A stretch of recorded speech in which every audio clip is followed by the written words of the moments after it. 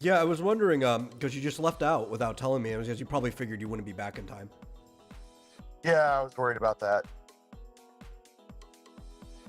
I thought I'd be back sooner than this, but oh well. At least I'm awake. Awake, and we're live. Welcome to Game Central Junction, everyone. As always, I am your host, Matel, and joining me today is my co-host, Marsupial Gamer. I don't know. On location. Yeah, well, on location, in transit. In transit, yeah. Reporting on the traffic. Well, yeah, the I-101 is looking pretty clear today. I guess the Mario Kart music is fitting then. Yeah, right. I haven't seen anyone, bouncing on too many Koopa shells lately, but Yeah. there's it's banana peel. Ah! Yeah. I think you're not on a turnpike, but I believe this is like what's it, Toad's Turnpike or something. So fitting highway music at the very least. Well, I guess I'm on a bypass. I don't know. I'm on 202. Yeah, something like that. Or is this Rainbow Road? I can't actually remember. I haven't played the original in forever. Yeah, sorry, for me, the music is super loud. I mean, it's... Yeah, I don't know. Maybe if that's just the because you're on the phone, because this is what I always have it set to. I could drop it a little bit, but I can't drop it too much. Yeah, that's better. Yeah, sorry, it's louder than you. Oh, that's weird. Whoa. Okay.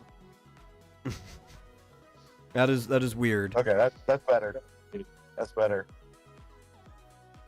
We'll have to let the audience tell us if it's different from the usual. Well, Fizchozo's here. Hey, Fizchozo.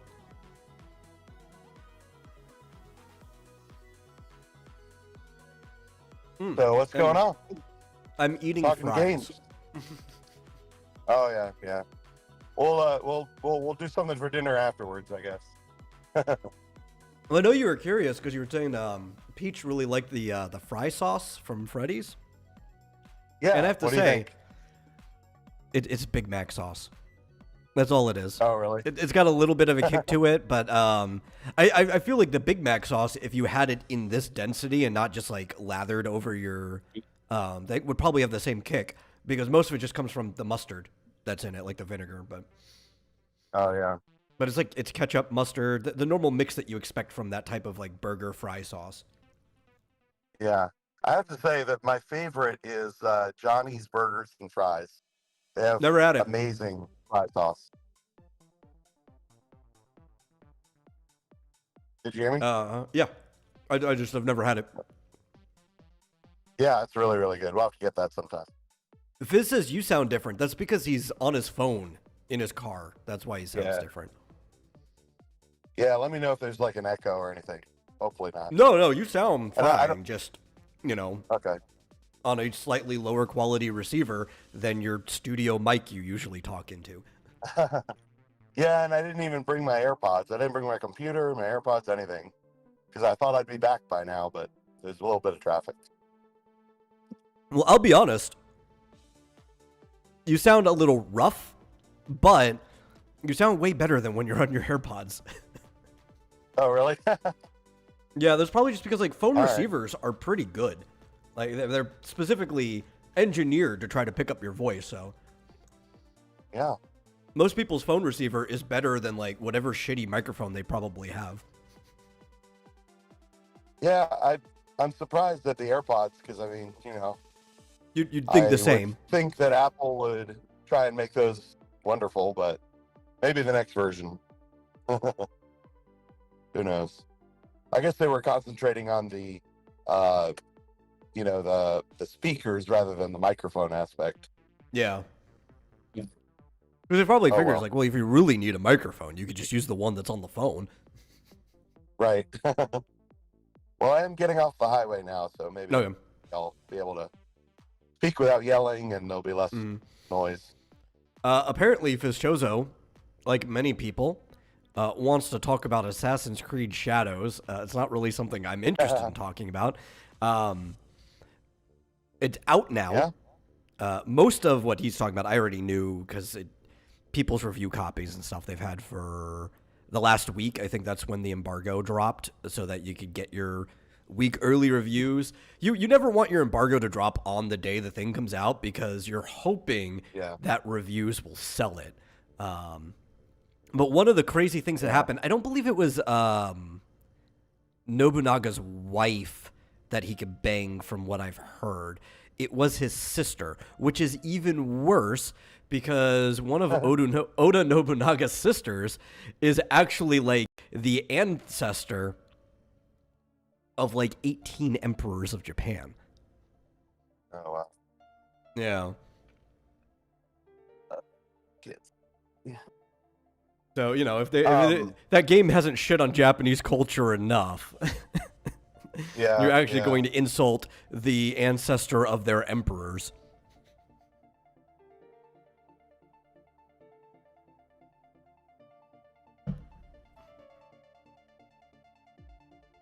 Oh, were you going to say something?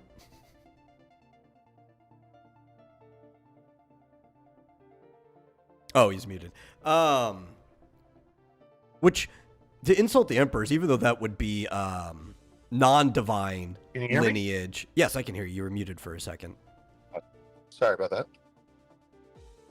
I was going to say, do you think that the woke left does this kind of stuff on purpose because they hate the Japanese for being kind of conservative and anti-immigrant and that kind of stuff? That might be part of it, but I think they actually hate them more for being weird, quote unquote. Right? And it's because it's like it's a different culture that's very strange to them, and they just don't get it. And they're more imperialist than the people they yell at for being colonizers. Yeah. And they just don't care, I guess. Yeah, they're just like, we want everybody in the world to act exactly like us. Yeah. We're like, well, we shit on our own culture all the time. What's wrong with shitting on other people's cultures? Yeah, like destroying Japanese shrines and stuff, which they have a very big deal about it, which I don't blame them. You know, that is their history. And to a degree, still their religion. The state religion, which actually does not affect the government because there's the way the Japanese people see it is like an older form, very, monarchy, that there's a difference between the state and the government. But the actual state religion is still Shintoism because they do still have the emperor's lineage going on in the country. They are, the lineage of the emperor, aside from this woman being in it, also on the other side, goes back to, what's her name? Amaterasu, the sun goddess, right? At least that's where they claim their divine right came from. So it's like, there's a lot of Japan that still takes that stuff very, very seriously. Yeah, I mean, I saw the prime minister was talking about it. Yeah. That's crazy. Oh, shoot. I had something more to say about that specifically. I guess, I saw Asmongold was watching the prime minister talk about it. And somebody was saying, maybe it was him. I guess Ubisoft has declared, or I guess they're in Canada, and they're saying they're gonna like have attorneys, I guess, suing people if they harass, whatever that means, their developers or something like that. And what's funny is I don't remember if it was Asmongold. So they're in the Montreal division of Ubisoft. Yeah. They're saying, when the right doesn't like a game like this, they do videos about how the game sucks and then they don't buy it. And when the left doesn't like a video game like Hogwarts Legacy, they go directly after the streamers and try to ruin their career and destroy their lives. Oh yeah. Well, the left's Or at least the current version of the left, though. You can find many iterations Yeah. of it throughout history that are exactly the same. Their go-to like tactic is terrorism. Just straight up, it Yeah. is. You're seeing that outside of video games as well, terrorizing people. And they're like, why is it that, like when the right does a boycott, nobody complains, but when the left does, it's like, well, that's because when people on the right burn the stuff that they bought at a protest and choose not to buy something anymore, that is a boycott. It's not a boycott when you go and set on fire or deface somebody else's Tesla. That is a crime. Yeah. Yeah, I remember when the Dixie Chicks were criticizing George W. Bush, and like the right destroyed their own Dixie Chick CD. Yeah. They didn't like It was their burn property. down the music store. Huh? Yeah, it was their property that they were destroying, not somebody else's. And I remember they were saying, "Oh, this is so terrible," that they took like a what do you call it? Like a steamroller, and steamrolled a bunch of Dixie Chick CDs. And it's like, yeah, but it was theirs. They bought it. They can destroy it if they want. Yeah. Oh, Buck actually brought up something. He says that the collector's edition statuette for Shadows apparently also had a shrine depicted in it that you need the government's permission to even take a picture of, and they obviously did not have that permission. Yeah, and the other thing was, I remember the Prime Minister was saying something about depicting other. I guess he was talking about the shrines. Yeah. But like in the game, I mean, they're not like using actual footage. They're recreating it, right? I mean, Yeah. in graphics. I mean, but I don't know if there's, I don't know if it's a law or just cultural taboo to even depict these things that aren't. So it's not supposed a to be- problem to destroy a shrine in fictional media, but that's just like this ambiguous, you made it up, this isn't a real shrine, it just exists in the world and you're destroying it. That's perfectly fine. Yeah. It is taboo, and even locally against certain ordinances and stuff, to depict the destruction of actual shrines that exist, which is what they're doing. They could have just made up some shrines that weren't actually in real life if they wanted to do some shrine destruction. One of the ones they do that being destroyed was actually one of like the holiest shrines in the country. Yeah.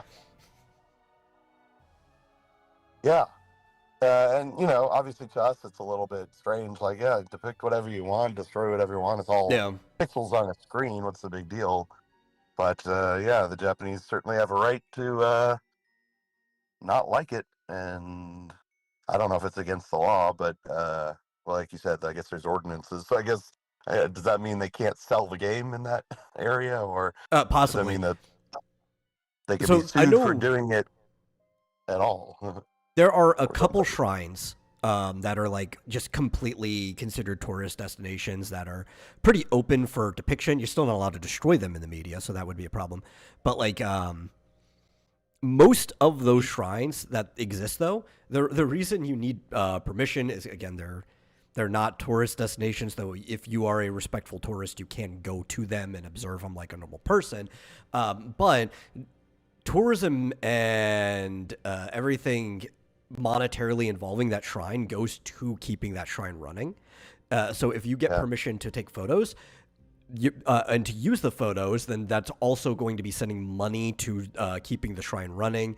There's all kinds of things about that they're just kind of like bypassing the customs in the process and really just pissing people off. Sounds like it. Yeah. And that's not even to, talk about like the character going around killing people. Mm-hmm. I guess that's offensive to them or whatever. It's a cluster. Like who was the ad wizard that came up with this one? Apparently the only people who knew how to market that game properly at all seemed to be Brazil, which actually had a really good commercial that whatever version that they're depicting, I probably would have played that and not the actual game they're trying to sell. They were depicting a different game. Well, I mean, they were kind of, but it was like one of those live action commercials. So it's like, this is a cooler commercial than the game you're actually selling. Oh, Yeah. funny. Fishoso also brings up that there are female sumo wrestlers, which there are technically unofficial female sumo leagues now in Japan, and there are female sumo leagues outside of Japan. But we're talking about the time that this took place in, and they're also not allowed in the grand tournament with the big official sumo league going on currently. Historically, there were no female sumo wrestlers, like, ever. One of the reasons is because of the oh my god, what is it called? It starts with like a W sound, like a watari or whatever. The loincloth that the sumo wrestler wears, which eventually they got to that because it is the closest thing to being naked that you can while wrestling and still being dignified in their culture, which also means it's the less like cheating or shenanigans that can happen. That's why that stuff eventually developed and became almost spiritual in itself, right? Like these practices and traditions that build up over time. And a woman can't wrestle in just that loincloth. So they historically would never have let a woman do that. Like I said, there's some leagues now where they can wear like sports bras or shirts or whatever that can cover it, but none of them are really like official. Oh, okay. Huh. That's interesting. In Japan. Outside of Japan, people do whatever they want. There's official leagues and stuff run locally in their countries. Yeah. I was going to say, I'm going to need to do some research on this, I think. Yeah. Oh, yeah. Well, yeah, there's also a lot of Chinese architecture in there, which is hilarious because that was shown at the very beginning when they showed off like the original trailer with the gameplay and everything. We're like, that's not Japanese. That's like Imperial China. What are you doing, Ubisoft? What's research? I don't even know what that is. Well, like the ones that took place, I never really played any of the prior Assassin's Creed games. The ones that took place in like medieval Europe, I mean, oh no, they were just as awful in many ways. But you didn't care as much, right? Like they would have Baroque architecture 100 years before it would have started being put there, or things like that. Like, or they would have French architecture in Spain or no, something like in Italy, right? Like something close to France, but not actually in France. You're like, Well, they did this a lot. You just did not care in the past, you know? Yeah, I mean, I think it's the rule of cool, right? You know, it's like, okay, but it looks cool, right? I mean, yeah. At least, you know, not being Japanese, I don't care so much about, okay, yeah, they got some Chinese architecture, but does it look cool? I mean, I don't know. To me, I don't really care. Yeah. I don't care. I think it's just I don't really care too much about Shadows either. I haven't cared about Assassin's Creed in years, and personally, I'm not offended. I'm not even going to be offended on behalf of the Japanese. I'm not Japanese. I don't have the right to be offended on somebody else's behalf. You know, like whatever. It's just funny.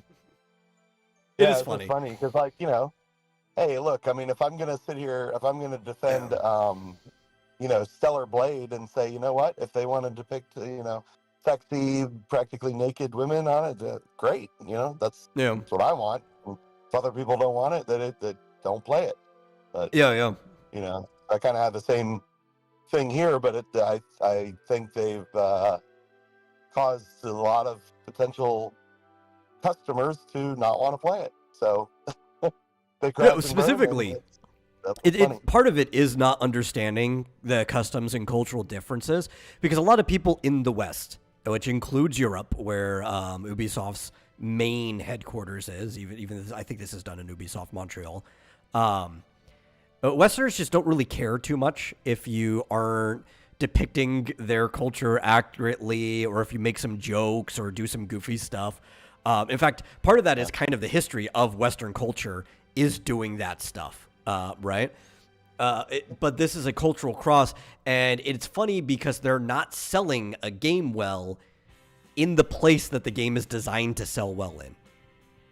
Yeah. Because they're upset that Yeah, it's I not mean, selling well in Japan. Yeah. I mean, we have a long history of parody and exaggeration, caricature of our politicians and our culture and all that stuff, Yeah. because we feel like the way I feel is like our culture is strong enough that it can't be hurt by that stuff, but other places. But that's feel also because differently. there's not a spiritual aspect to it, right? True. And even though if you go to Japan, the polls will often say that the Japanese people are mostly a-religious, right? Like they wouldn't even necessarily call themselves atheists. They would just say that they're not religious. Yeah. The issue is that everyone who says that is still predominantly Shinto. They just live so much in the culture that they don't realize it. Because a lot of them are still really superstitious, at least the older generations that are still around. Maybe some younger people aren't as much. But people still go to shrines, right? And they pray at the shrines, even though they call themselves like a-religious. There is a huge spiritual aspect to the Japanese life that Japanese people don't even realize that they have. Yeah. Like I remember watching. There was a recent Black Pigeon Speaks video about the Shintoism and the little statues stuff, and it's a huge part of the culture. And if you don't understand that and end up disrespecting it, it's like it's a huge deal to them. Yeah. It's like the people who will say like, well, I'm not an atheist, but I'm just not religious. I'm spiritual, but not religious. Here in the United States, most of those are Christian. They're just like non-hardcore Christian, and they wouldn't say they are. It's like, yeah, but you live like one, you know. Yeah. And you would be upset if something crossed what line you actually have. You just don't know what that line is yet. Yeah. But also here, like, that's almost meaningless, because what does it mean if you're spiritual? You don't pray anywhere. Yeah. You don't go to I'll the shrines meditate, and. Yeah, but are you like meditating and thinking about God, or are you just? I don't know.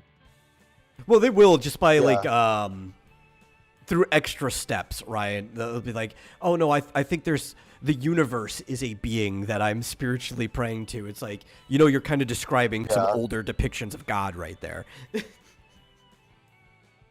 Yeah, I mean, I guess I'm like that, but I don't pray to the cosmos, as I like to call it. But I'm definitely agnostic, I guess you'd say. Yeah. But you could like, it's very similar in Japan. It just takes a different form.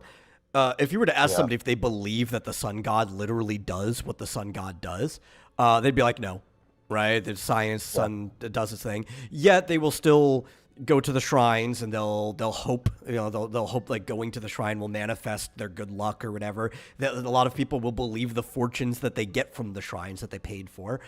They will still go to like their cultural festivals, and they will do things in garb, like people will wear their summer kimonos to a Tanabata festival, and they'll put their wish on the like bamboo branch or whatever, the same way that we will all put up a Christmas tree because it's a tradition we've had forever.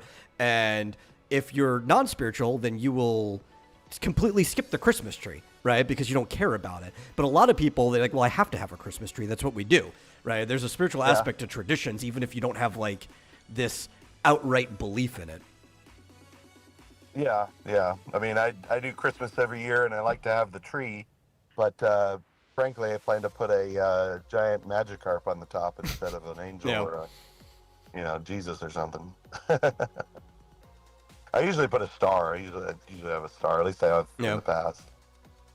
But what does that should have been cheeky about it and should have just put like a Star of David up there instead. Yeah. Could do that. I'm sure they make those too. Oh yeah, I'm sure. They make it like every Christmas tree topper under the sun, right? Like Pitaya has like a Triforce that he puts on top of his Christmas tree. Oh, that's cool. Yeah. That's awesome. So the question is, if this is a flop, and it's looking like it might be, what happens to Ubisoft now? Next.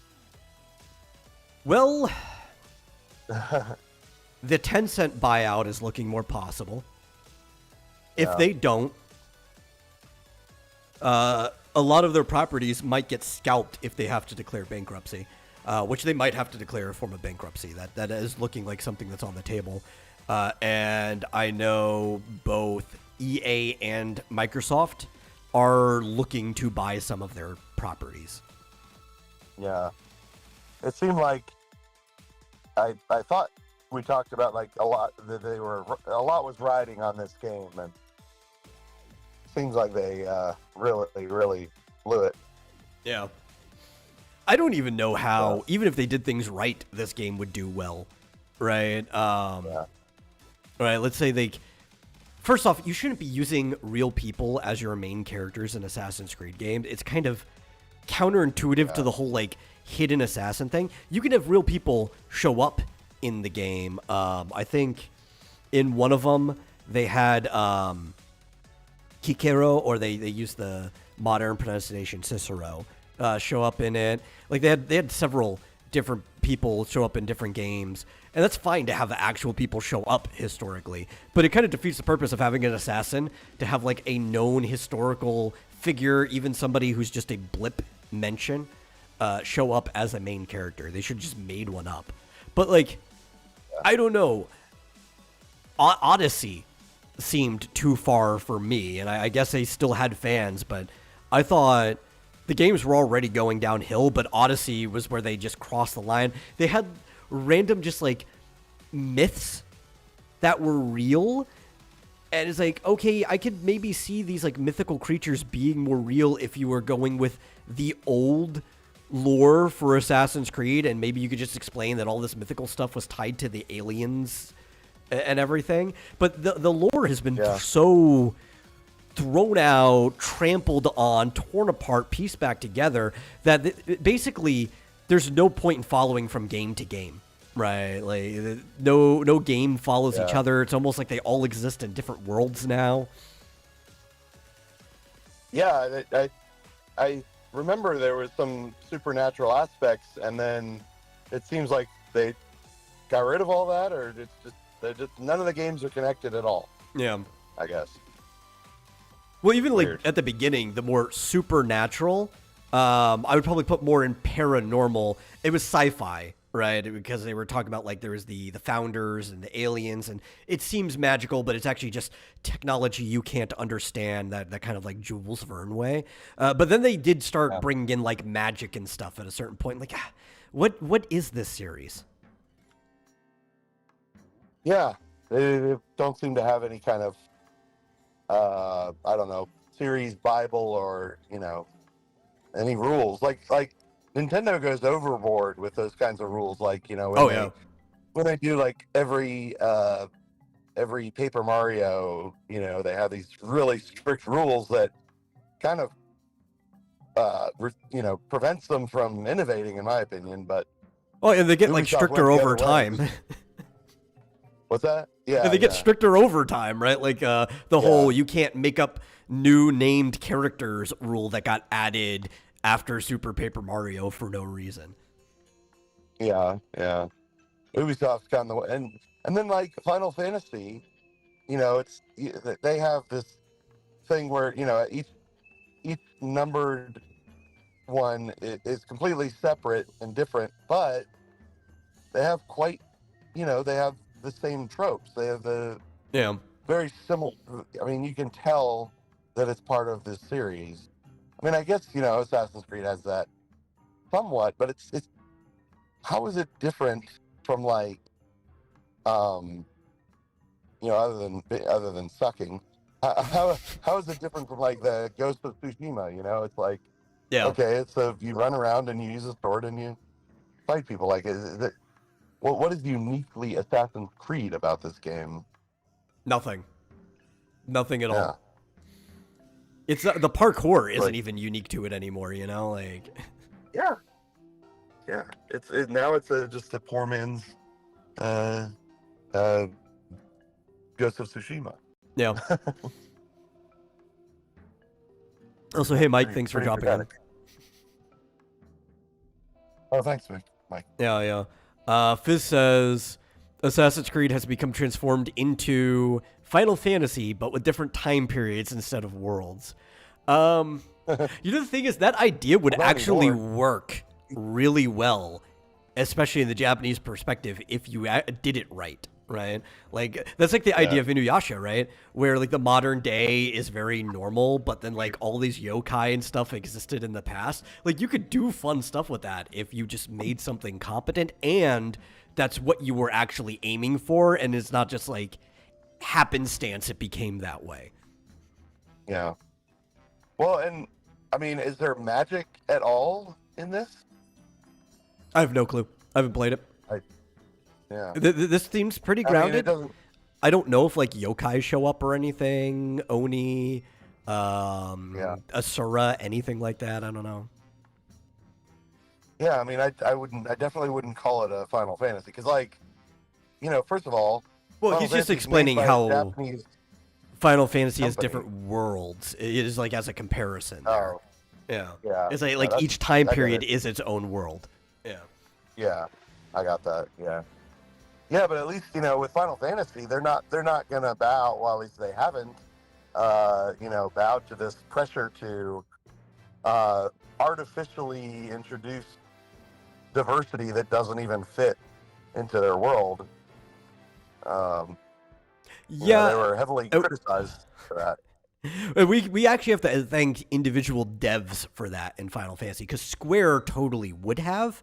But like with the last one, it was Yoshi P specifically. They gave him trust and everything, and he was like, "No, this is the game we're gonna make. We're gonna be true to like the world that's being built here."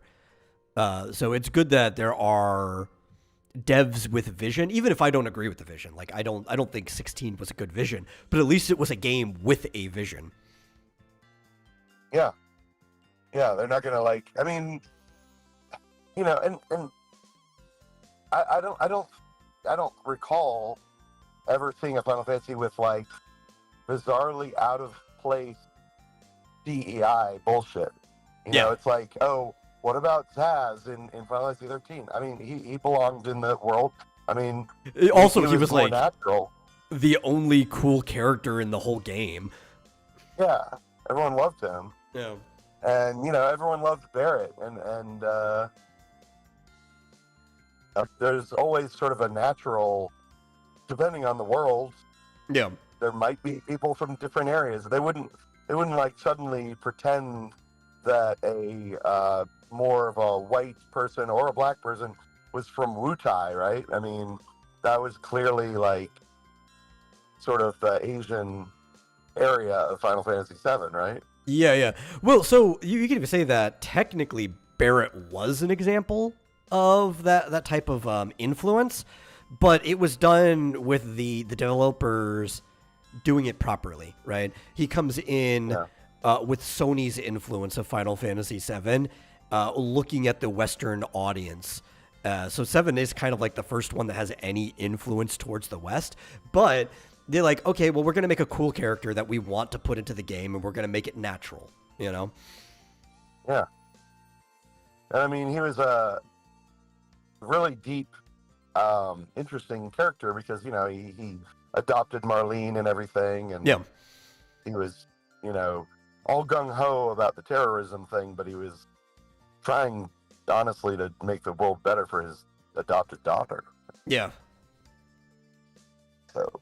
Which even like the story behind his adopted daughter is it's a great little vignette in it because they were she was the daughter of like really close friends of him that died in like a skirmish situation, and he's like, oh well, I'm gonna obviously take care of her, and it kind of just makes him a very endearing character because of it. Yeah, definitely. Like I don't know, like and the fact that they're like, well, you don't have to play as Yasuke ever. It's like, well, then what's the point? Yeah. Plus, like the Is he woman that not? you get to play as is almost just as bad. Yeah, it's like, okay, but so neither of them is particularly story. Then what's the point of either of them? I mean, I heard a theory pretty, from somebody. I'm trying to remember who I heard it from. It was someone on Twitter. But apparently they had contacts on the inside of Ubisoft. So the hypothesis, I shouldn't say theory, the hypothesis is that they intentionally made an unlikable, like a male character that people wouldn't want to play as so that they would play as the female character because they were so upset when metrics came back in.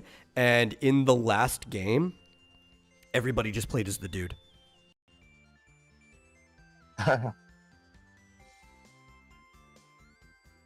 okay. Yeah.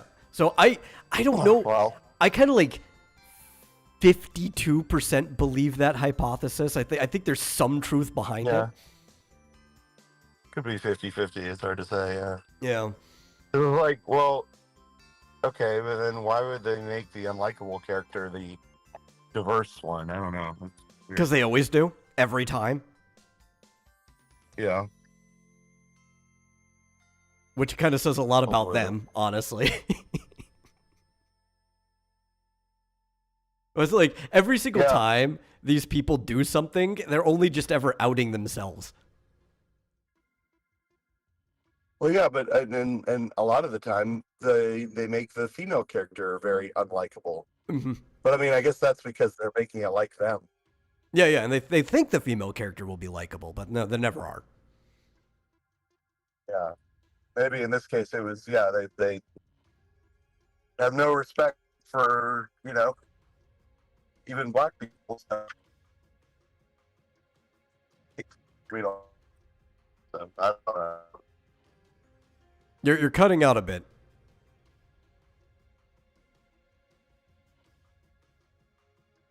Sorry, I'm trying not to. I opened the window crack and I just don't want to make too much noise. Oh, okay.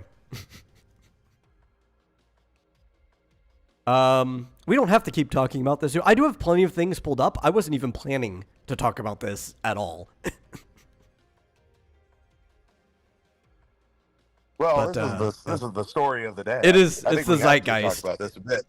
Yeah. Well, Yeah. the thing is, I didn't even realize it came out today. I thought it was like already out this week, right? And I just haven't been paying attention. I didn't realize it was today. It was hard finding other stories at first because I did have to scroll past a lot of guides that nobody's going to read for Assassin's Creed Shadow.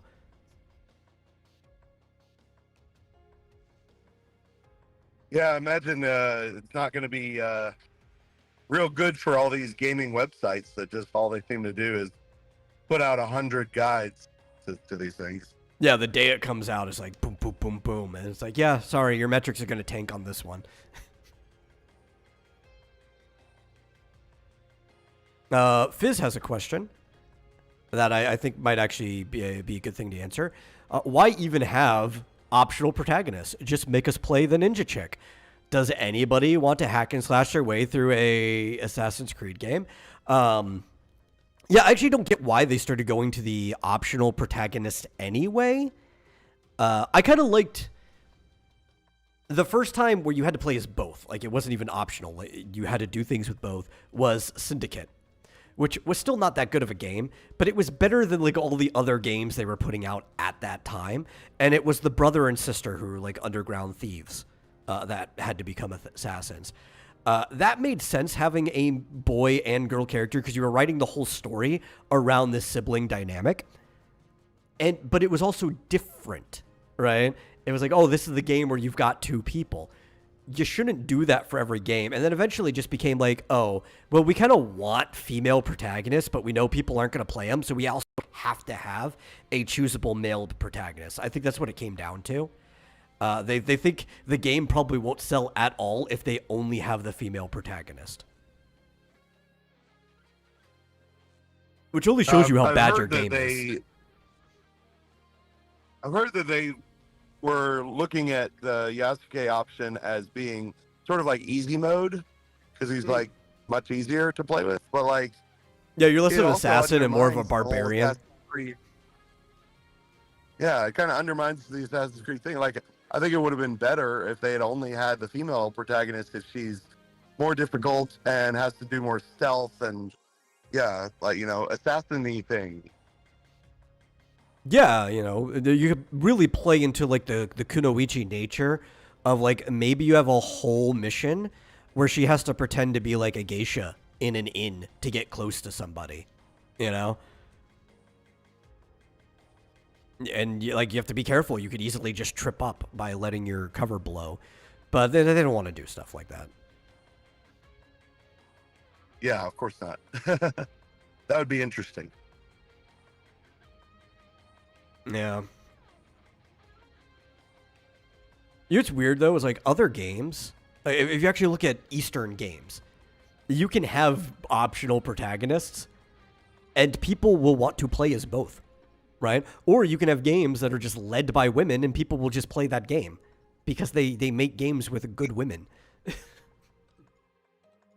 Yeah, I mean, like I said, I think it would more follow more closely to what I assume is sort of the primary trope, I guess, of Assassin's Creed, and that it's not just a hack and slash. It involves stealth and involves disguises and that sort of thing, and Yeah. hiding in plain sight. Well, that started to deteriorate as early as Assassin's Creed 3, believe it or not.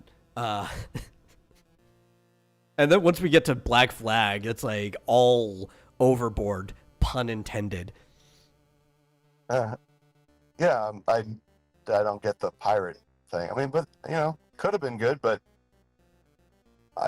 they didn't have a solid vision, or I mean, it seems like they did at the beginning, but they have a solid vision of what is an Assassin's Creed game. It's just we just want to make a hack and slash just like all the others. Yeah, it's just become a franchise title at this point. That's all it is. Yeah, it's just meaningless. It's like it's the video game equivalent of the Fast and the Furious. Except one of those actually makes entertaining things that people actually want to go and see. Yeah. Has there been one in space yet? I don't know. Fast and Furious? I do not know. Yeah. I know originally stuff came from space. Does that count? Are there aliens? Sort of. In it? in the myth, like in the past, it's like really complicated to explain the lore of the original Assassin's Creed, which is probably why they dumped it. That, and it was also holding them back from doing things. Yeah, I mean, see, that would have been interesting. Like, Yeah. oh, there's like, it's kind of like how Indiana Jones always has like this supernatural aspect to it, and it's like, it's like it almost doesn't fit, but like it, at least in the early ones, it works because it's unique. It's like, oh, there's the arc is real. It actually has these magical powers. At least for the first three Indiana Jones games, the whole thing was everything that you've read about the past, like mythology and stuff, is true. That was pretty much like the premise of Indiana Jones. That kind of changed with 4. Yeah, that's cool. And it gives it an identity that's unique. Yeah.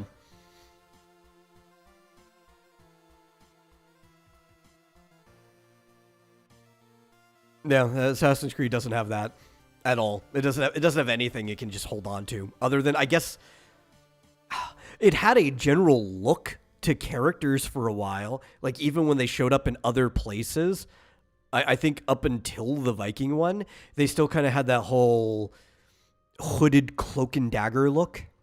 And they would just reformat it. Even in Syndicate, where it had like that London-y look, there were a few times where they were actually wearing like trench coats, right? So it still somewhat fit the look. But over time, they're like, no, they have to match the society they're in completely, which makes sense.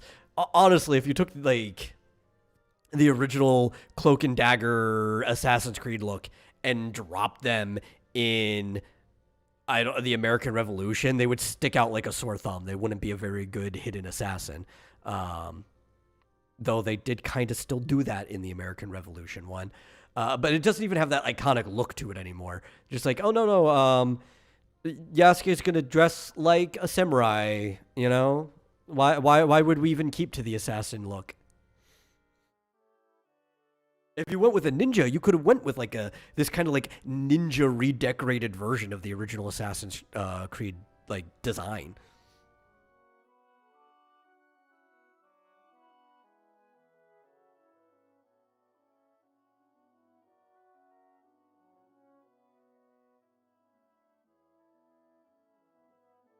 Oh, I heard the door. I think he just walked in.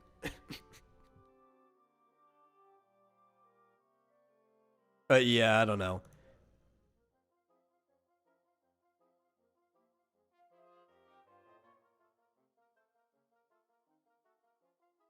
See, Fischosa says nobody wants to sneak around in games anymore. Only game that still does that is Hitman.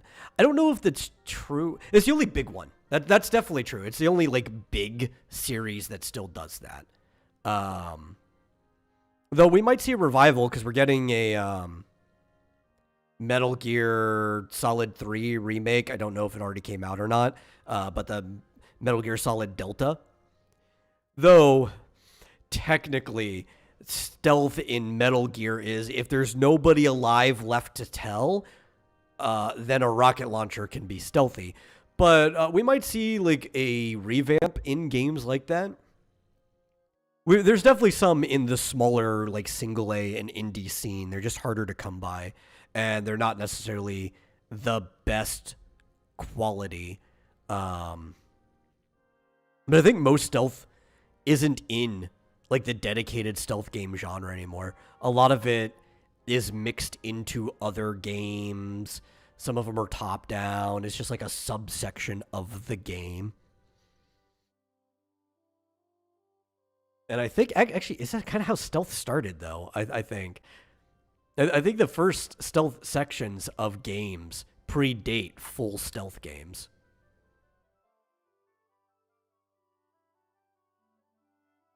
But it would be cool to see some of them come back. I would like to have seen Splinter Cell, like, reboot or something, as long as it was still willing to be a stealth game. I really liked Splinter Cell back in the day.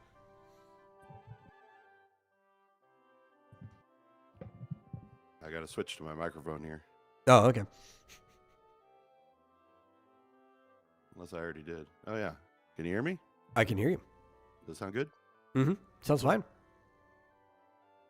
Great. I'm back. You Back, are. baby. Only halfway through.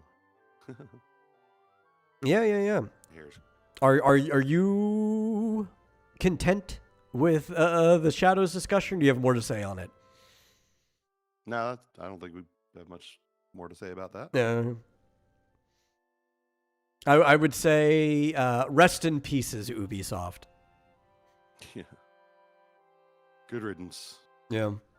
Oh, well. You know who used to be like the biggest hater of Ubisoft? I think this is one of the reasons why I started following his content.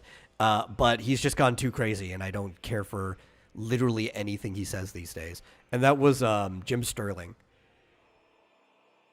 He used to have a section called "Oh Ubisoft," back when he kind of had like that really cool, like almost fascist dictator look.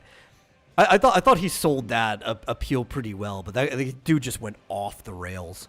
That, and I kind of almost like reluctantly liked him because the entire time that I watched him, he was always like really anti-Gamergate. Mm-hmm. Let's see if this works now. Maybe? Yeah. There I am. Hey. Mm-hmm. I see those Mako reactors. That's right. Apropos. Yeah. So I've got some other stuff. Unless you have anything else you want to talk about. in general? I don't think so. Okay, so as everybody here knows, I'm a big fan of Digimon. I may not show it on the internet as much, but I do have Digimon stuff that I've kept around since like 1999. Big fan. So DigiCon 25 just happened, and there were some announcements there. Some of them I would not talk about on this show because they would be better suited for the other one, but there are some that are appropriate for this show. And one of the cool announcements is kind of a follow-up to the last time there was an announcement like this, and they have a 25th anniversary Color Evolution D3 Digivice. Now, the D3 Digivice was the one from Digimon Adventure 2, for anybody who has seen it. And D3 stands for Detect, Discover, Digivolve. Those are the three things that the Digivice does. And it's really cool looking. I think it might... I like the original Digivice more, the aesthetic and design of it. But as like a toy that does like the classic Tamagotchi Digimon battle screen, the display looks even cleaner, and it's got some of the cooler Digimon from that second series in it. So I'm kind of excited for it, but at the same time, just like the other one, I'm never going to get my hands on it.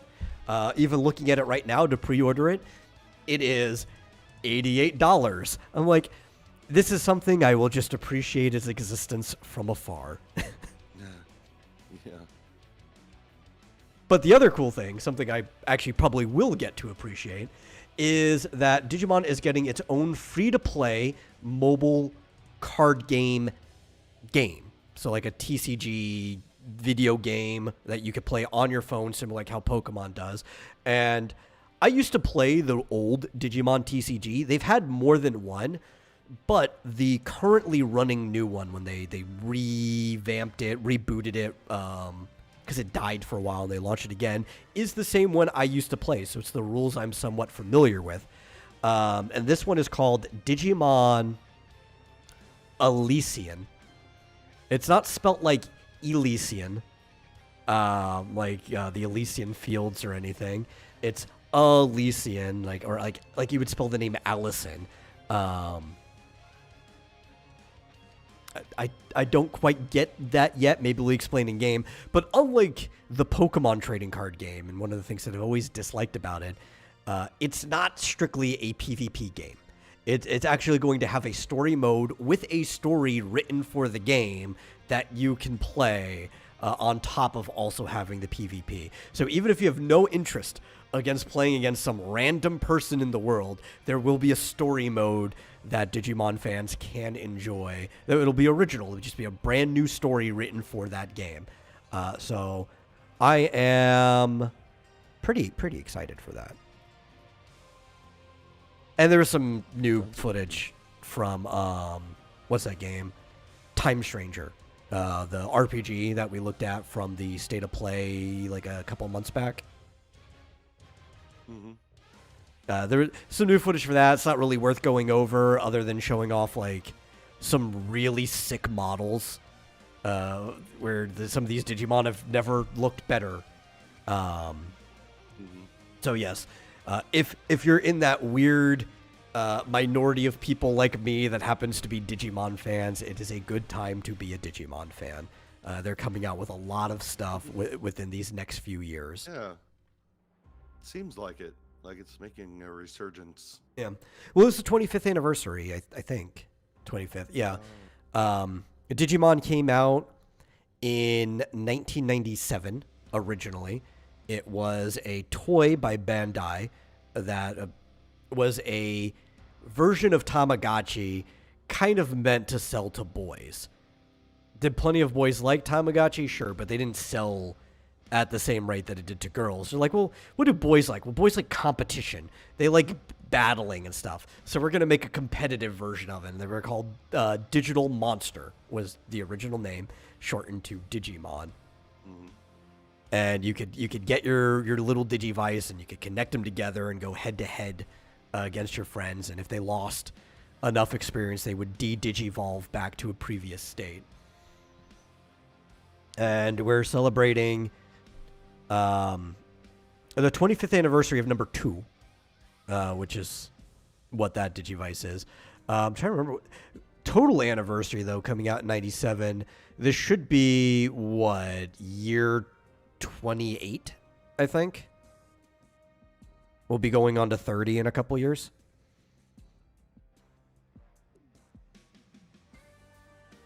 Wow, makes me feel Yeah. old. Yeah. But yeah, that's some fun stuff. Now we can move on to things other people than me and if Buck is still around will like. Yeah. We've got Here's some something updates. go ahead. No, what do you have? No, go ahead.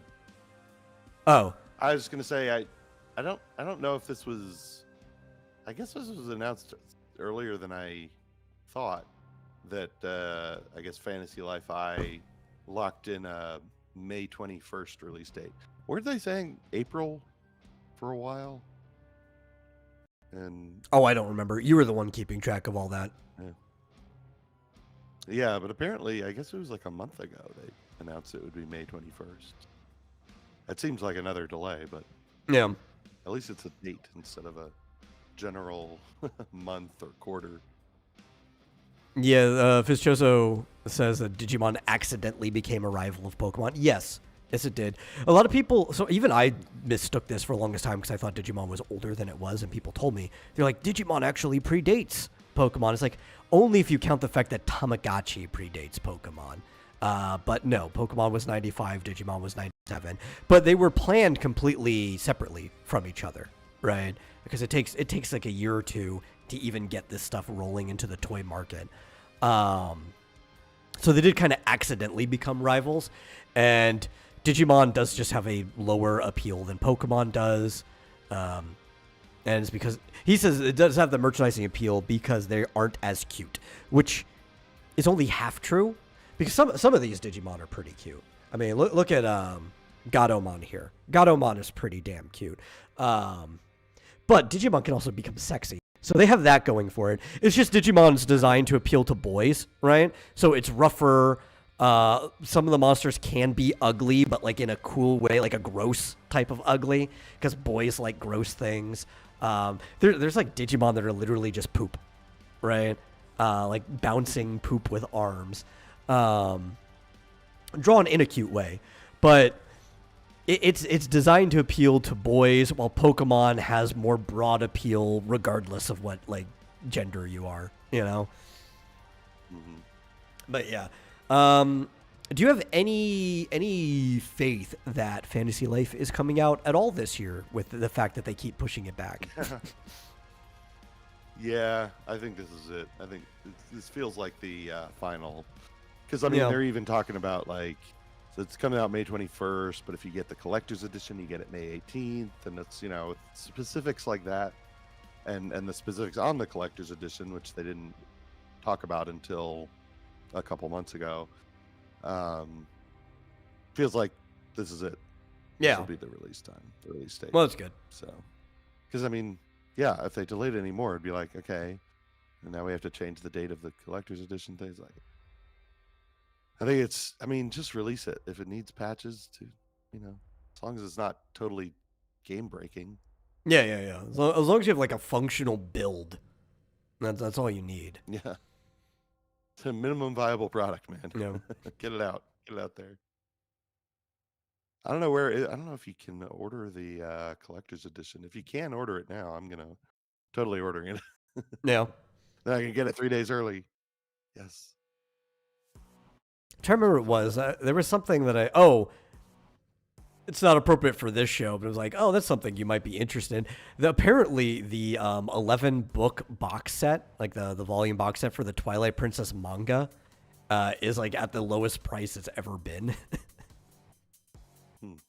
Yeah. But that's a different topic. Yeah. Anything else you wanted to say about Fantasy Life? I did this very short topic. I don't know. No. Yeah. Most of what I have are very short topics that we're probably just gonna bump through. Well, one of them. Yeah. Oh, go ahead. Oh. We'll go back and forth. Well, I don't even. You might even end up being the same topic, depending on. So we got a announcement for the 28th that there are more games coming to the Switch Online for the SNES. Some lesser known ones. I think maybe even one of these was never in the States. I'm not sure. But we have Nobunaga's Ambition, the original. I don't know if you've never played Nobunaga's Ambition before. It is a map-based strategy combat, like a turn-based game, where like Fire Emblem or whatever, where you're like on the map and you're moving people around. Final Fantasy Tactics, that sort of RPG, and it is about Nobunaga's conquest. Mm-hmm. We also have Nobunaga's Ambition, Lord of Darkness is on there too. Unless I'm confusing it with a different game of the same name. That's the map-based one. Nobunaga was such a big historical figure. There could probably be like 10 different games from the same time, and I'm confusing it. I've played one of these games in the past, at least. But yeah, there's the follow-up, Lord of Darkness, is going to be on there. Romance of the Three Kingdoms 4, Wall of Fire is going to be on there.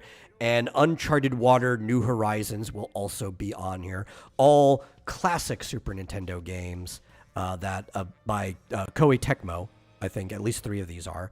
And no, all of them are. All 4 of them are Koei Tecmo games that a lot of people have never played. So for, I guess, archiving sake, this will be the first time many people will play these Koei Tecmo games on the SNES. Cool. Yeah. What was your thing? I've never played them, but I do like Koei Tecmo games. Yeah, they make good games. My thing is, there's a new device that's basically a third-party Steam Deck that just came up for pre-order, called a Lenovo Legion Go S. It runs on. I'm familiar with this. It runs on SteamOS. Yeah, because it's been hyped up for a while now. It's just like finally, I guess, here. Yeah, it's available for pre-order. I don't know when. Question is, does it have an actual release date? See it, but yeah, there's a couple of different versions. I guess one of them has twice the RAM and twice the space, but I don't know. It looks pretty cool. I'm not going to be getting it anytime soon. Oh, it says out May 25th. So I guess there's finally an upgrade. I don't know if this was. I guess the question is, is Steam going to no longer release Steam Decks and just license out their OS to third parties? Well, I don't know, right? They might, when there's a need for a new Steam Deck, I think they might make a new model. The Steam Deck itself is just currently powerful enough to play any game that you would probably want to play on it. Like, games are getting more demanding, so maybe in a year or two they'll have to put out another Steam deck. But in the meantime, it's probably just better for them to license it out, you know? Some of these have been in the works for a while. Like, I remember hearing about Lenovo's just shortly after the Steam Deck actually became available. They've been working on this, so it's like, who knows how many will be out. I think it's good for competition, right? If some people make some good ones, then when Steam does make another one, they're like, okay, well, we have to top our competitors. Yeah.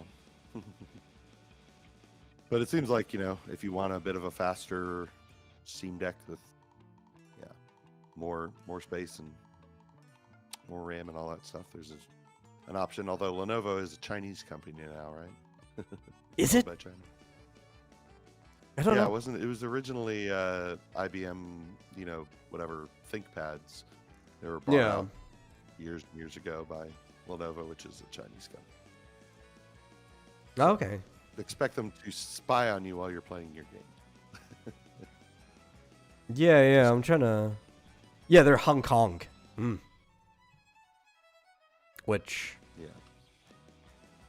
Up until, like, several years ago, would have been like, okay, yeah, but it's Hong Kong. But, you know, Hong Kong's not free anymore. Yeah, it's part of... It is part of China. Sorry, West Taiwan. Yeah. It's funny that you can pre-order Fantasy Life digital version. I don't know if they've even confirmed physical release yet, but hopefully. But anyway, that's all I got. Okay, doke. I'm just looking through my stuff to see what is interesting. Mm-hmm. So there is a chance that's looking that Persona 4 is going to get like an equivalent to a reload or remake that we got with Persona 3 Reload, because there is a website domain for P4RE that had just popped up following pretty much the exact same footsteps that Persona 3 Reload did prior to its announcement, which could be cool. Talk about feeling old, is that Persona 4 doesn't feel like it came out that long ago. Right? And then I realized, but Persona 5 has just been the Persona for the last, like, decade. So, yeah, of course, Persona 4 came out that long ago. God. I guess it would be kind of cool to have an updated graphic version of that. Because they're not, with the Persona games, they're not trying to make the characters look more realistic. They're just going to make these almost anime stylization models look even more like the drawn version of the models. So I'm kind of cool with that. It's going to play into its strengths more. I'm just worried, like, is there anything from Persona 4 that we might have to worry about censorship like we did with Persona 3? At least we don't have to worry about, like, a teacher trying to get with one of the students and that being censored out. Because that didn't happen in 4. There is a chance that in localization, though Sega's been a little bit better about this, there were some localization problems with 3, that they might try to pull some things, was trying to make Teddy either trans or like non-binary or whatever, because technically he's a teddy bear, but when he comes out of the TV, he unzips himself he gets like a human body, and he's not like the teddy bear anymore, and it's a guy. But there's also a point in the story where they have like a school competition thing, and all the guys have to dress in drag, and he looks like Alice from Alice in Wonderland, because Teddy's such a twink that if you were to put him in drag, he would look indistinguishable from like a high school girl. So, like, I could see localizers trying to push that as a reason to call, like, Teddy they the entire time. But things have been getting a little bit better in general, I think. So I'm not as worried. I'm hoping that none of that stuff happens. I like Persona 4. I would totally love access to a remake that I could play on modern systems, because I can't play a port of the old one.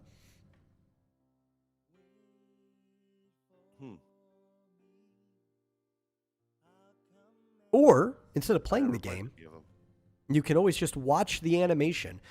Persona 4 was so popular that there's an anime of it called, like, Persona 4 the Animation. I wonder if that's on Crunchyroll or not. I don't know.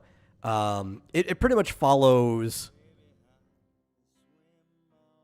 I guess, what you would consider the true route, right? Which is where, what's his name?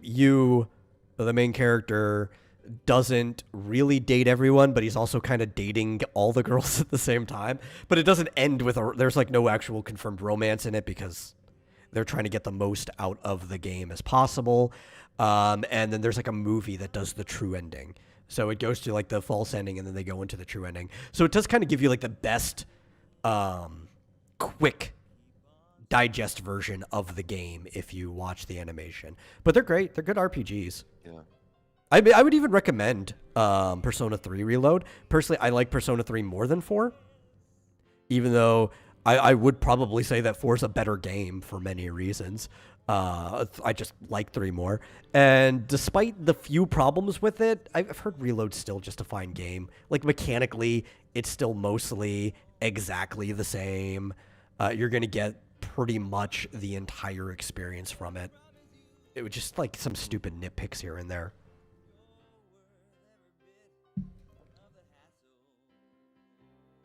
Yeah. Well, like I said, I've never played them. Yeah. Yeah, you might enjoy them though. They're RPGs, you know, turn-based. You like RPGs. They're somewhat less so to their predecessor Shin Megami Tensei. There's somewhat of like a monster catching aspect to it.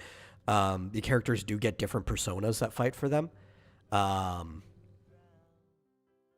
but they're pretty straightforward narrative RPGs, and there's like the social link aspect.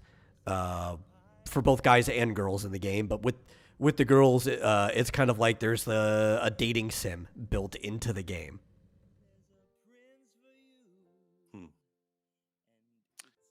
Well, that doesn't sound too fun to me. What? Oh, no, it's actually pretty good. By doing the social links, you actually increase not just your bond between the characters, but their power too. Like, you get stronger the closer you get to the other characters. No. Yeah, that's always the last thing I do in farming sims is yeah. do the Well, you technically don't have to do it. You're just kind of like oftentimes you're just hindering yourself. Kind of necessary. Well, no, I mean it's the same in this case, right? Like you could beat the game without really going into the social link aspect, but you're going to be like the equivalent of being under-leveled to some degree, you know? Yeah, exactly. Like, these perks or whatever, but like even in Stardew Valley, like you don't get certain cutscenes and you don't get certain advantages if you don't at least you don't have to marry anyone, but you gotta increase your how much people like you or whatever. Oh yeah, increase your hearts. And they keep adding them, right? I don't think that he's adding any more now. Like, it's been a while since he added a new cutscene. But there were scenes that I had never seen before, even being like a dedicated Abigail romancer, because they just didn't exist the last time I played. So when I was playing with my friends, it's like, oh, there's like 3 scenes that I've never seen before. Well, and I tried the romancing everyone route because I was just curious. And as long as you hold on to a rabbit's foot at all times, you can't get the bad scene where they all discover that you're dating everyone at once. But I got to go through the some of the more romantic scenes with some of the guys, like what's his name? Hey Rick, who's the guy on the beach? Elliot with the suave hair, the painter who's like a broke artist living in the shack. He takes you out on a boat, and it's a little. I don't want to say sketch. the R word, but it's a little. it's very uncomfortable. Like as the kids would call it, sus. Yeah. Can't really get away from him, and it feels a little uncomfortable because I was like, wait a minute, I just want to be friends, dude. I didn't know you're gonna romance me on a boat that's too far away from. At one point in time, people would have thought that was extremely romantic, though. I'm sure it is for if you're a female or homosexual character, but I was just being nice to the guy. Well, I think actually there's going to be an age difference there too. Younger people, even if they were interested in him, would probably have that same response though, because those type of acts just aren't considered as romantic as they used to be. Oh, I guess. Yeah, I mean, maybe if you've been dating the person for a while, but people are just more suspicious of other people than they've ever been.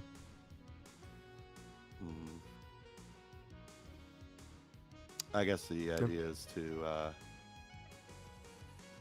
I guess the idea is by that time you know him pretty well once you have like 10 hearts or whatever. Mm-hmm. Fizz asks a fun question because I happen to have a lot of thoughts on this exact subject. How would Persona compare to Digimon? So I actually believe that Persona and Digimon are in the exact same subgenre of storytelling and even partially in the same genre of games sometimes, which I don't think it's a controversial take. It's just one that nobody has. Like, I'll bring it up and they'll be like, yeah, I think you're right. It's like it's dawned on me, but not other people. But they're pretty much the same style of storytelling where you have a group of anywhere between preteens to teenagers that end up kind of stumbling upon another world, and they end up with a kind of like a monster partner that matches a part of their personality that has to do the fighting for them. They're basically the same type of story. Both of them play a lot into themes of like Jungian psychology, but also into myths and heavily more than other myths, biblical themes. Which Digimon is loaded with biblical themes that a lot of people just, I guess, didn't notice when they were kids. The Japanese really like throwing in their interpretation of Judeo-Christian lore. It's really cool. I love watching their interpretation of it. Yeah. But yeah, the Digimon story games like Cyber Sleuth, the one that just came, or the older one, and the one that was just announced, Time Stranger, are even kind of in the Persona genre of gameplay as well, which is, I don't know if that was intentional. Like, if they understood they were the same type of story and they decided that they wanted to be the same game, or if the creators just really liked that game and thought, hey, I want to make one too, and it accidentally was like that. But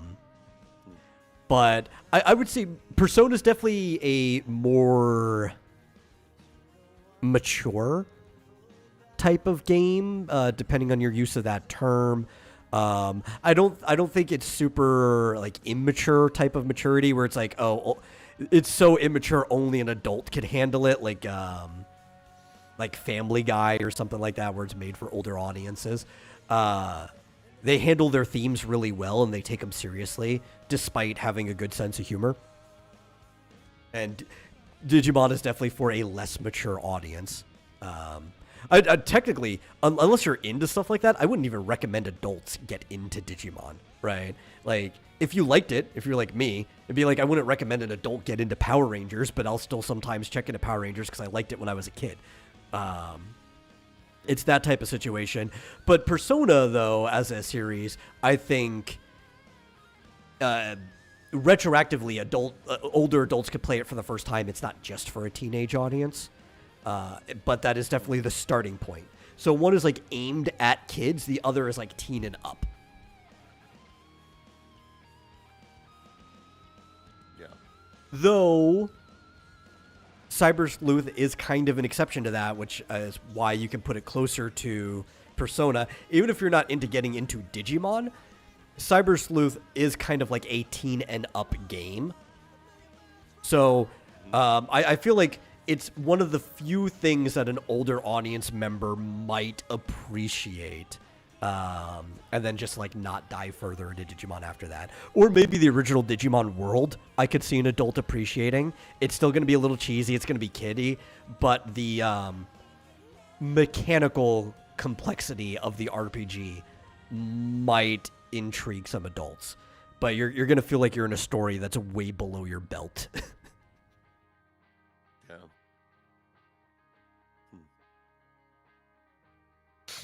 But yeah. I know, I'm kind of excited for Persona 6. When the fuck is that coming out? We've been at Persona 5 for too damn long now. I am sick and tired of Joker and Morgana, okay? They're actually good characters. I'm not like a 5 hater, but we've been on it so long and it's been pushed so much that I'm starting to become one. I think 4's a better game than 5, maybe though. Because, yeah. It sounds like with the remake of 4, that means that 6 is going to be a while. Yeah, probably. But, we might get a apparently it's in remaster of 5 before we get 6 at this point. yeah. Apparently it is in development. Yeah, I know. I heard it was, but I'm just. Oh, well. And somebody tweeted, or what is this? Yeah. Day 759 Persona 6 is not confirmed.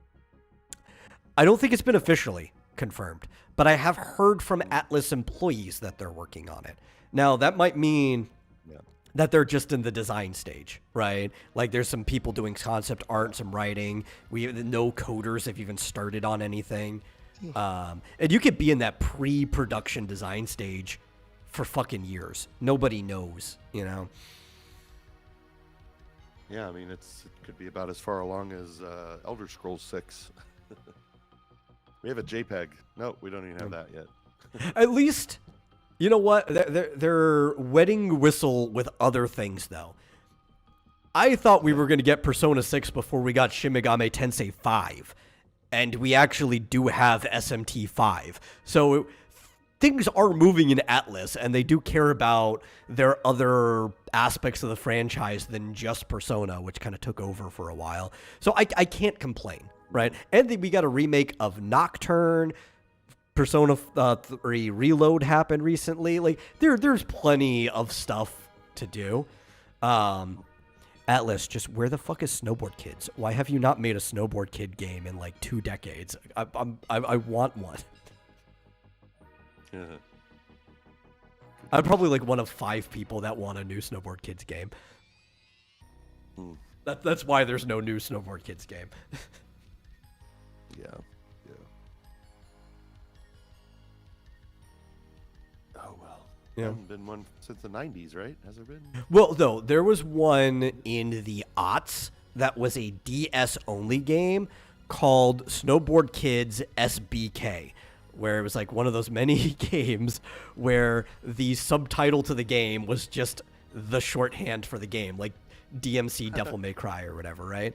So it was SBK Snowboard Kids, and it was the gameplay loop was the same, and the mechanics were kind of similar, but updated to more akin to other extreme sports games, like snowboarding 1080.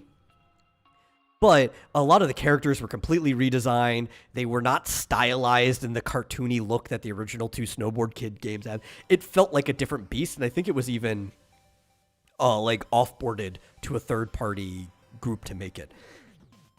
It was not widely received in Japan, and they never ported it outside of Japan. I've only played it because of emulation.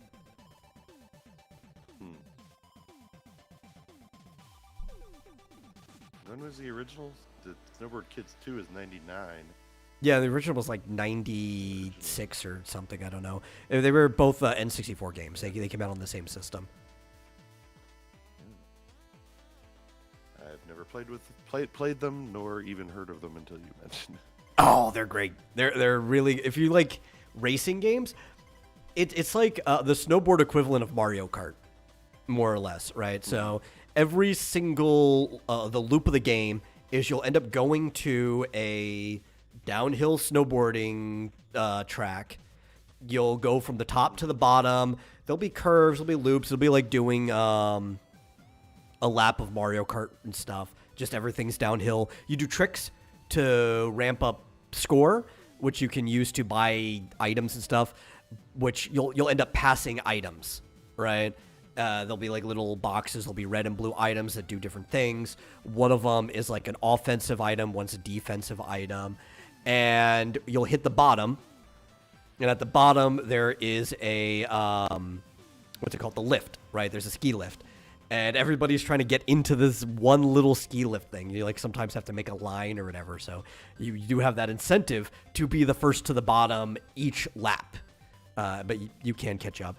And there'll be a little animation of your character going back up, and you'll be out there, and you'll do 3 laps in this little loop. Very fun game, very chaotic. There's a fun item where you get like these pie tins, and when you set it off, pie tins just come and crush everybody else on the mountain. Love it. It's got a really good sense of humor. The story is like playing a Saturday morning cartoon, and there's a lot of different races and some fun characters. So I think it's one of Atlus's best games they ever made. I'm definitely in the minority of that, but they haven't made one. Integrated into Persona. So Yeah, just bring snowboard kids into Persona. They can have it take place, like in Osaka or something like that, right? And actually have like snowboarding be a factor to the kids at the school.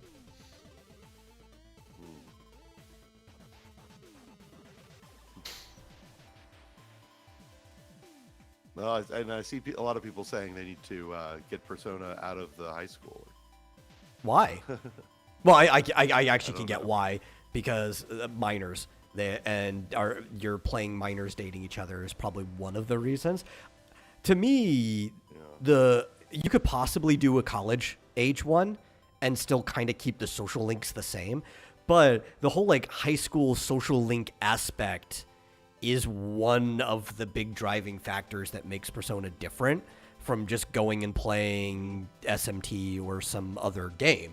And it's probably one of the reasons it's popular is because it is a game that takes place at high school.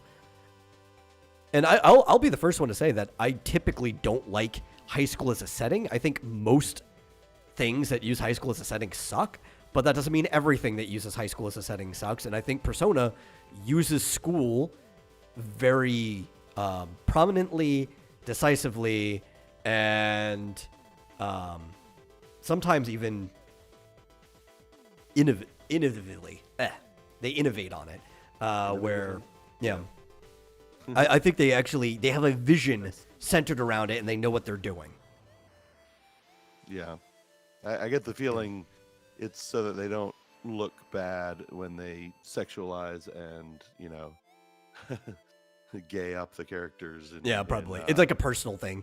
People are shamed of their taste. Yeah. They're like, can you age them up so that when I sexualize them, I don't get accused of things? Mm-hmm. Nope. Not going to do it. What can you even do with high school as a setting except sex? I mean, everything. Like, literally everything. I mean, you can even have dating without the sex involved because historically, unless you were an odd person, most people reserve that part for after marriage in most cultures. And I mean, I would say most people. There were definitely a plurality of people who didn't, but you were considered outside the cultural norm when you did that. Yeah.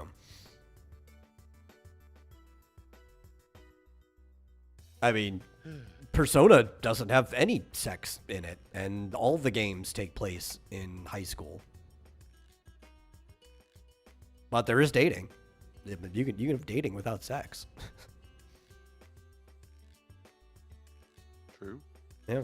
So the dating I ever did was without sex. Yeah. That same. I didn't have sex at all during high school. And that didn't come till later. And that's because that was what I was taught. It's like, no, don't. It's like, okay. I mean, they probably told me that for a good reason.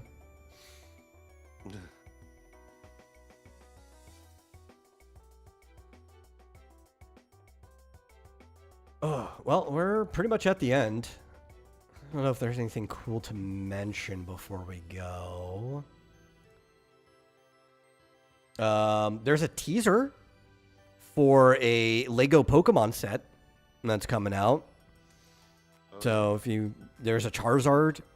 Mega Bloks is the closest thing I think we've ever gotten, but this is actual Lego now. Oh, cool. Yeah, it's got like a Pikachu tail in the teaser, and we all know that Lego is just better than everything else that tries to be like Lego. Nobody's gotten close yet, so that's exciting. Gotta collect them all. Gotta build them all. Definitely. No. Oh, I got something cool regarding Pokemon, but keep talking. Hold on. Oh, okay. Fizz says, I think my perception is messed up due to modern anime. Maybe. I don't know. I don't even watch most of these. The most anime I watch that takes place in high school has nothing to do with sex either. I mean, there's maybe sexy things that happen, but no actual sex. Do the GBA Pokemon games have plots? Oh, that is cool. Oh, Mewtwo. Yeah, look what, get it to stay there. Peach won this in a mobile game, claw game. Oh, okay. They won it. That's interesting. Dude. Is that like a Master Ball? Or I can't tell what kind of ball it is. It keeps filtering out. What color is it? There we go. All right. It's kind of purple. Okay.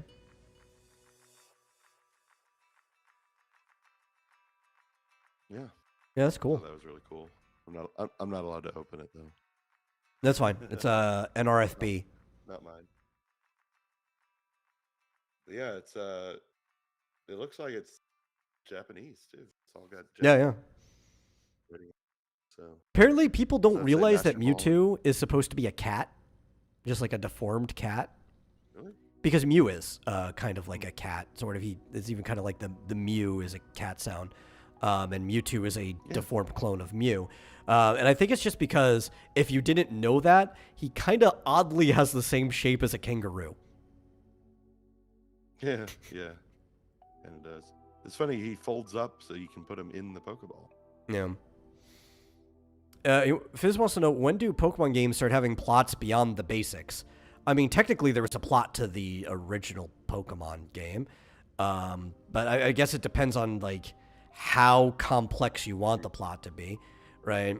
Because early on, every Pokemon game had a background plot that you kind of like unearthed this underground issue while going on your adventure. So aside from the plot to the first game being Red's journey to become a Pokemon Master, which leads him to also becoming a what's it called, like the Indigo League or whatever, a Kanto League Master, which is different from being a Pokemon Master.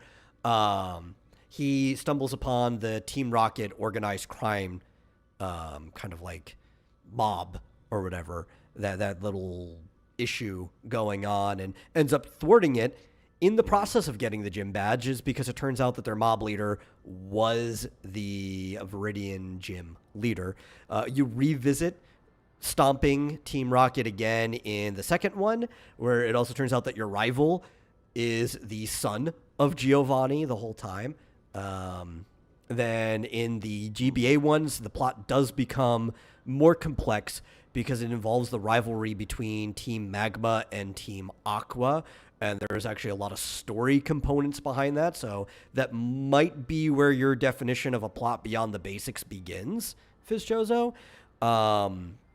You also get, after that, Diamond and Pearl, which have the whole space and time plot with Team Galaxy or Galacta, whatever it's called. I'm looking at. I mean, you can look at the Wikipedia article for any of these. Like Ruby and Sapphire goes into the Team Aqua and Magma, which are crime syndicates that want to use Pokemon to alter the climate of Hoenn. Yes, though technically only one of them is a crime syndicate, depending on which game you play. One of them's like a terrorist organization, the other's like an anti-terrorist organization, and it flips. So on one game, you and Team Aqua are on the same side. On the other game, you and Team Magma are on the same side. And one of them's trying to get rid of all the water, basically. The other one is trying to flood the whole world. Yeah. Yeah, that's in Sapphire, apparently. What's funny is that, in Ruby, Team Magma is the villain. Mm-hmm. And in Sapphire, Team Aqua is the villain. Yeah. Because you're going after the Pokemon that's on the cover. So Magma wants Groudon and Aqua wants Kyogre. Right. How do you know that off the top of your head? I've played all these Just like games. reading it. I've been playing these And I feel games like, since I you was know, like a kid. yeah. Yeah, the most recent Pokemon that I think I played the most of was actually Sun and Moon, Mm. and there's definitely a big plot. I mean, in the very beginning, you run into the girl with the little Pokemon in her bag, and Yeah, and the main bad I guy's don't her know. mom. Yeah. Oh man, you spoiled it for me. Oh, you didn't finish it? No. Oh. I said I played it the most. I never actually even got to the first gym, I don't think. Oh, If dude, there there's is a this like gym. crazy thing where like you end up going to like another dimension and shit. Like it's great. Well, I did beat like the first challenge that like the leader guy sends you on, and that's when you first see Yeah. the legendary Pokemon. Yeah. But there's like these ultra beasts so I and got shit. that far. Yeah. Yeah, you get like a bracelet or ring or something to. Oh, do, that's so you like, could the do like the Mega Z moves. Evolutions. So that one doesn't have Mega Something. Evolutions. Every Pokemon gets like I think it's called like a Z move or something, and it's yeah. like certain Pokemon have signature moves that they can do. The starters all gain one in their final one, but like Pikachu also gets one because series mascot. Mhm. I like Joe says, I thought Mewtwo was a lemur. I can kind of see that. Yeah. A lot of people say it just looks like a weird deformed skinned kangaroo. Yeah. Yeah. But what's his name? God, the cat. Litten's final form. I'm blanking on it. He was even in Smash Brothers. It was the starter I picked. I called him Litten's final Captain form was Inferno. Or Captain Insano is what I called him. That's But what I called him. Yeah, I never evolved Litten, so as far as I'm concerned, that's his final form. No, it was in It's, Pokemon. Incineroar. Incineroar, that's it. Yeah, I called my Incineroar Captain Insano because of Water Boy. But he gets like a. He looks like that. Yeah. He gets like a lariat, like a dark lariat for his thing. Yeah. Oh my god. So I guess the answer is basically it sounds like the GBA ones are the ones that started having more complex plots other than Team Rocket beat Team Rocket.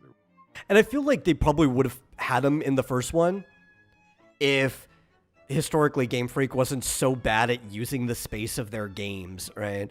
Where Iwata had to come in and basically save Gold and Silver. Like, we could fit all of Kanto in here too.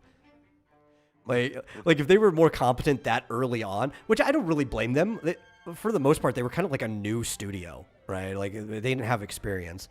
If they were more competent at that time, they probably could have fit just more storage for a more complex plot to go on in there. Did they put all of Kanto in Gold and Silver? Yeah. But before Iwata came in there, they almost didn't even fit Johto in Gold and Silver because they were just so bad at using their space. And then he came in and cleaned everything up, and there was so much space left over that or at least this is how the story goes, is what I've been told many times, and I've read multiple places, that's why they were able to fit the entire map of the original game in there too. So after you're done with the Elite Four, you can go, and you can fight the original gyms. Some of them are changed. Since Koga became a member of the Elite Four, his daughter took over his gym. All right. There's a few different changes. But, they're harder gym battles that are scaled up for the fact that you've beaten the Elite Four already. The whole second circuit. Okay, that was Game Boy Color originally. What were the remakes? DS, Heart Gold, Soul Silver, which are currently, in my opinion, still the best Pokemon games that were made are Heart Gold and Soul Silver. Neat. I definitely never played that. Yeah. I think that is the single best experience that somebody could get in Pokemon is those games. Especially because it's got like some cool side stuff. Like there's the Picathlon, where it's an actual like mini game that some of it's button mashing or whatever, but you actually play as the Pokemon in races. There's like a sumo thing in there too. It's like a Pokemon Olympics, and the stats actually scale off of what your Pokemon stats were in games. Like they have like a little algorithm that, and this was Heart Gold and Soul Silver. It was just a side thing in it that they've never brought back. Oh. It's like the coolest thing. That wasn't in the original? No.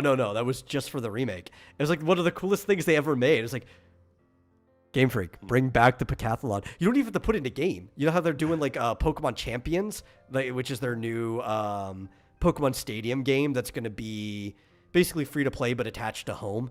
And you can use any of your Pokemon that are in home. Just do something like that for the Pokathlon, right? And just be able to use like any of your Pokemon home stuff for it. Just make a 3D Pokathlon game. I would play it. I know thousands of people would play it. You'd probably make quite a bit of money off of it. Especially if like all these things are just to incentivize people to have memberships to Pokemon Home. You'd make all your money off of just people having memberships of Pokemon Home. Yeah, that'd be pretty awesome. Yeah. Yeah, they could do like a whole bunch of mini games or something. Could be like almost like WarioWare. Yeah. Or like the mini games in Pokemon Stadium that they've already had experience doing in the past. There is a Pokathlon.com, but it's very old and doesn't seem to work. Mm-hmm. Interesting. But it was really funny. It's like trying to figure out, okay, because there was some lore. Some of the stats, it wasn't just what your Pokemon stat was, I think some of them were tweaked depending on like what event you're in. So like the Pokemon size was a stat too. But there were certain Pokemon that you just knew were faster than others. So if you're going to be in a race, it's like, okay, Jolteon is like the fastest Pokemon. But like Rapidash was also really good at the race. It was pretty fun. Mm-hmm. It was a really good concept that they just didn't reuse. And you can, I guess you can win stuff that you can use in the game. Groudon was really good at sumo.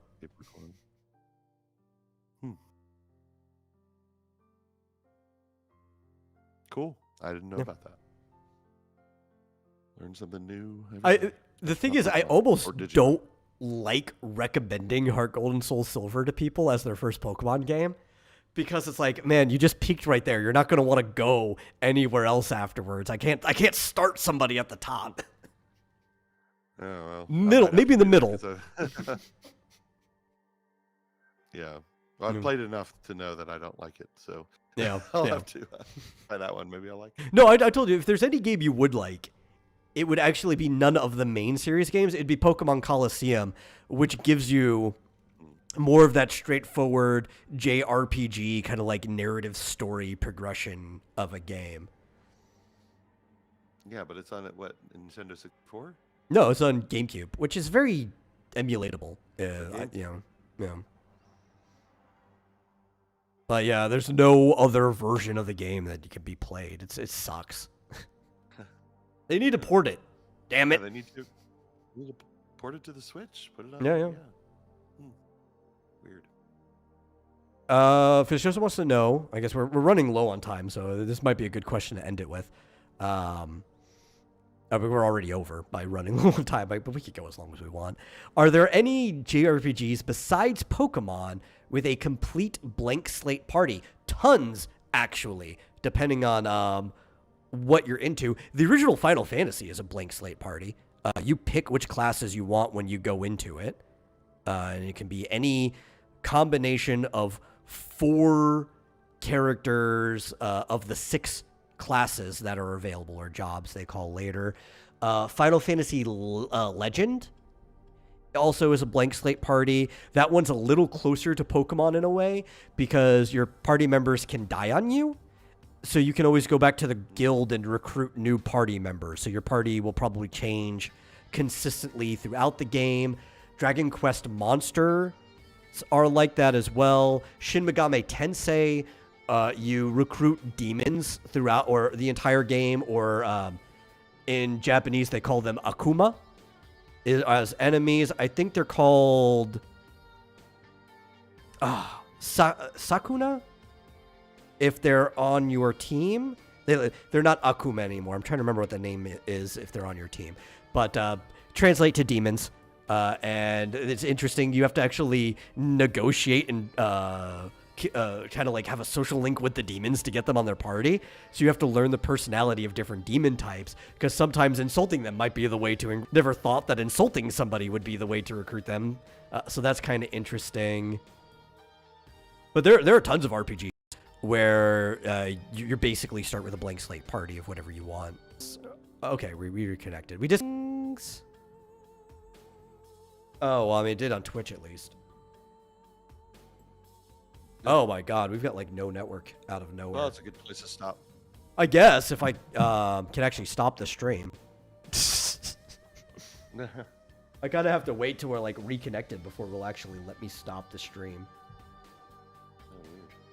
Yeah. But yeah, I guess those are my recommendations. And you can go figure out what you like from there. I still see you. Oh, okay. I still see you on YouTube. Maybe. Yeah, you know, it's probably... Wow. YouTube probably reconnected faster. We're probably behind. There's going to be some buffering. I had Twitch up. But it could just be an issue with the Twitch app. Because the... If a stream closes like that on the Twitch app on your phone, and you don't like completely shut everything down and then reload the Twitch app, it just will not let you back into the stream. It's stupid. The app is dumb. Twitch, why do all your products suck? Yeah, I think we're back. Yeah, It'll be all right. But So hopefully he got my recommendations of basic stuff. I'm trying to think of some outside the norm, though. Because a lot of the ones I know, I guess Wizardry.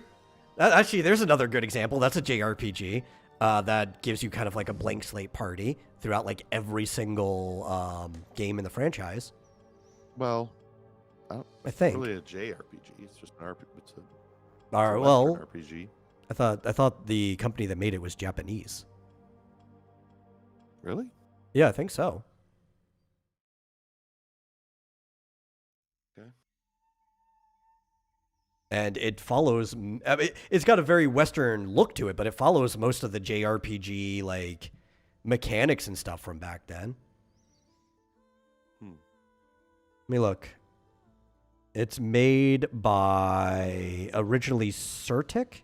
Oh, it said the creators are Western, so maybe it was a Western game. It used to be very popular in Japan. That's probably why I'm thinking of a JRPG.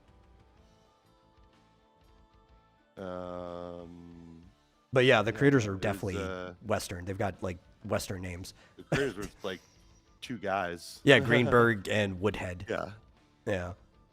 Yeah, they're American. You know what? I think I'm thinking of, I was confusing with the fact that I think Ultima's a JRPG. Isn't it? No, it's not. It's not either. Which I'm thinking of another one back from that time. Yeah, that one's also Western. There's another one in Austin, from Texas. Yeah, I'm trying to think. There's another one from that time period that's a JRPG, and I'm blanking on which one it is. So it's not Ultima, it's not Wizardry. Rogue, maybe? I don't know. It's going to come back to me like 3 hours after we close the show. Yeah. Dragon Quest, obviously. Yeah, yeah. PC? Man, this only comes up with console games. Yeah. And it's not Might and Magic, because that's also Western. Tower of Duraga? Yeah, I wouldn't call that an RPG, though. It's the same thing with a few of the other ones, but I don't know. I don't know. Like I said, it'll come back to me like 3 hours after the show's over. And it really ultimately doesn't matter.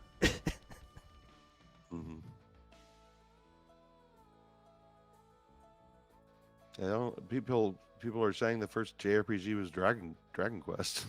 Yeah, it probably is. That's things like Ultima and Wizardry predate that pretty far. Oh, Black Onyx. What's Black Onyx? I have no 1984. I don't know. I'm sure you'll think of it. Maybe, yeah. And stuff like this always comes back to me hours after the show's over. Every single time. But yeah, no, but I'm trying to just think of even some that are slightly more contemporary. Because there are plenty of other ones that do that stuff. Mm-hmm. But, just spacing on it. I haven't tried it yet. I haven't downloaded that new wizardry, the gacha one, Daphne. Oh yeah, I saw that. Yeah. How about Underground Exploration, released by Koei in 1982? That sounds familiar.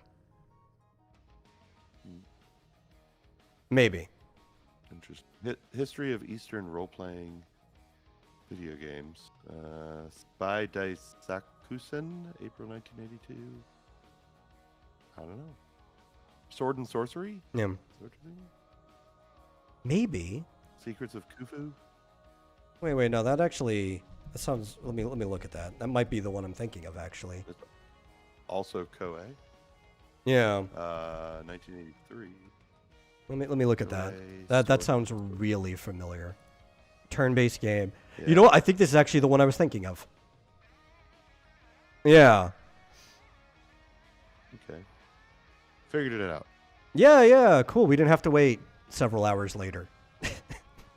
Oh yeah, it looks very Ultima like. Yeah, which is probably why I always confuse that one with Ultima. Yeah. I was probably inspired by because I think the original Probably. Calibeth came out in 1979 or maybe earlier. Yeah. Something like that. Yeah, Sword and Sorcery. Wow, they are continuing to be a series. Yeah, it's still around. And then 45 years later. Cool. Yeah, that was definitely the one I was thinking of. Oh, cool. Yeah. I've never played that. I looked at some, like, after you said, I looked up some screenshots. I'm like, yeah, this is the game. This is what I was thinking of. Which I've always liked Koei. I think Koei's a great company. I think a lot of people just shit on it because, which Koei does get a lot of shit talk. Their main series is the Dynasty Warrior, or like just the Warriors franchise. That's what most people know them for. And for some people, that's just not their cup of tea, and they'll go shit on the whole company for it. Yeah. And I think they make tons of great things aside from that. And I also like the Warrior series, so I'm not going to shit on it for it. Yeah. Oh, this came out for the FM7 before the FM Towns. Man. It looks very early 80s RPG. Yeah. But you know what? Even though it's not a JRPG, I would still throw Wizardry in that category of blank slate party games that you go through, especially if you don't care about story progression. Yeah, Bard's Tale too. Yeah, Bard's Tale. It's a good one. There's a lot of Western ones that fall into that have influenced JRPGs and have been influenced by them back and forth. These things have shared kind of a lineage of influencing each other. Mm-hmm. Oh, funny enough, though, that Daphne game was made by a third party by a Japanese company. So still not a JRPG, but it has more in common with it now. Apparently, it is not to be confused. Sword and Sorcery is not to be confused with Sword and Sandal, a genre of Italian costume adventure epic films. I've never heard of that, but that sounds fun. Yeah. Sounds like your kind of movie, Sword and Sandal, except no, it's just sword and barefoot. Yeah. But you know what? We solved my my brain fart. I think we've given enough suggestions to answer the final question.